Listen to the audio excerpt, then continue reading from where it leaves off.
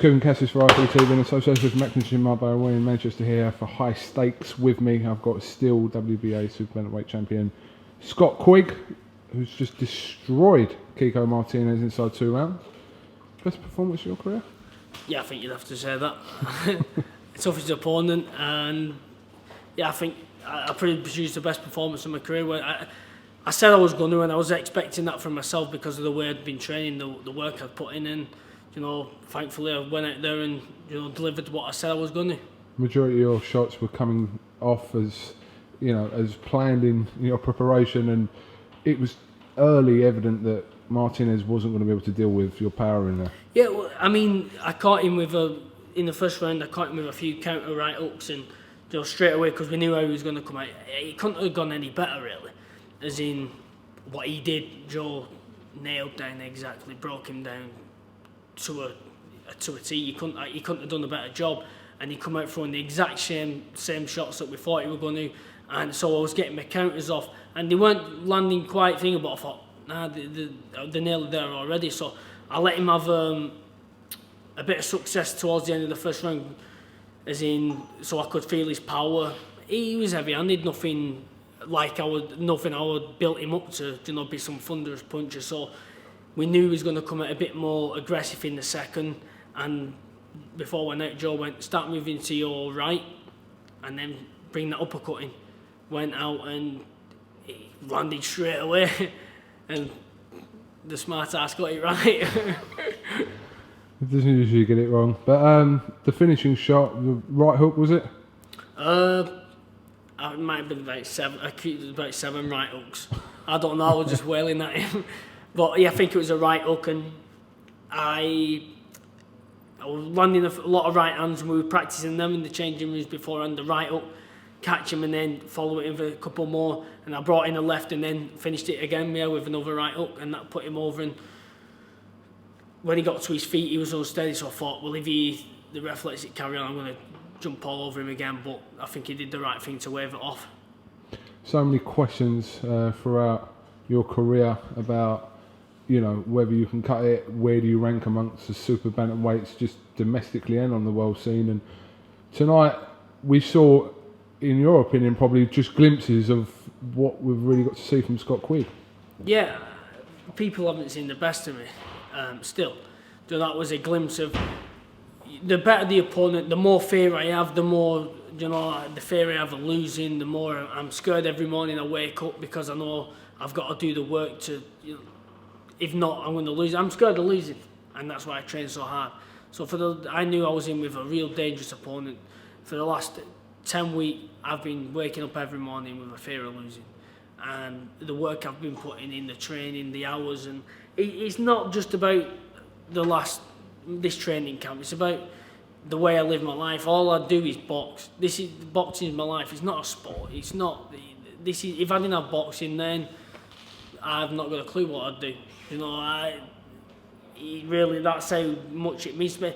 My family revolve the boxing around me. My mum does everything for me. My dad, my fiancée Beverly, they live my life, and I couldn't be any more grateful for it because I wake up every morning doing something I love, and the atmosphere in there today, was absolutely unreal. And again, walking out in front of that many thousand people and getting that ovation, that's why I train. That's why I go out and put the work in as well. People are paying their hard-earned money to come and support me, and to have that ovation at the end, and people.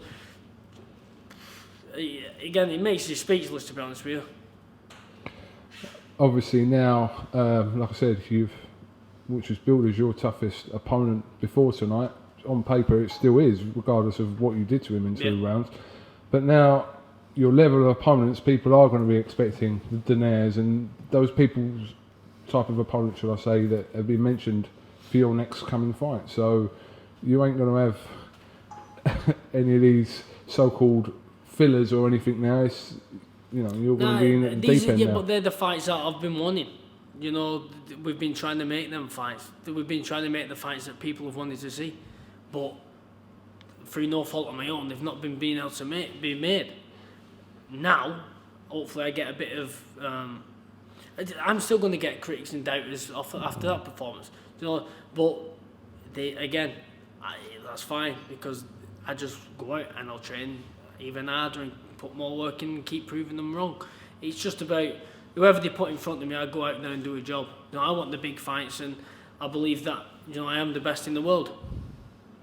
I believe Carl Frampton's fight is still going on now. He's had a difficult start to that fight. I'm just reading on Twitter now that he seems to have settled into the fight now, and he's dominating. So I said, touch wood that he sort of comes through that fight. Yeah, I mean, as long as he stays off the ice, he'll be all right. That means ice rink, by the way. It's a bit canvas must be a bit slippy if he's been down a couple of times. Don't know what the But facts are. Don't know all the facts of the fight. all jokes aside, listen, I hope he wins, and it is what it is. Hopefully you both keep winning until it eventually happens. So I think he'll come through, and like I said, we only know what's being said at the minute, but I'm pretty sure he'll come through it. Let's hope so. All right, well listen, you want to thank anyone? You've got a new sponsor, JD, haven't you? Yeah, we want to thank Iconic Bet, Central Payroll, who Jeff Cott, who's he runs Central Payroll, absolutely massive help, who helps fund my training and helps me get the best sparring partners, and he's been my longest sponsor, and I couldn't thank him and his family enough, because they're not just sponsors, the friends, and it was his birthday last week and I missed it, and that makes me a bad person, so I want to apologise, and I'm so grateful for what he does. He's not, again, he's a friend, he feels like family. And my new sponsor, JD, good to be a free fight deal, and hopefully, and thank you for everyone who's come out to support tonight in the arena and everyone who tuned in at home. So you're going after dinner next?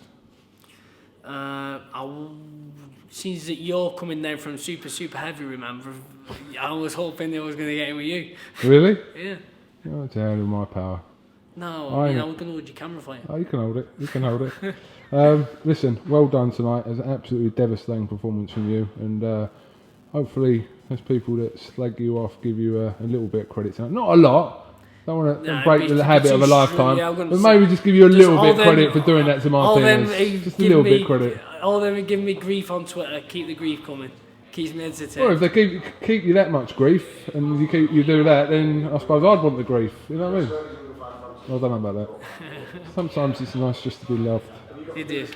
You're a nice fella. Just a stroke will do. All right, Scott, thanks for talking to Eiffel TV. Congratulations, and hopefully we'll catch up with you really soon. Thank you. All right.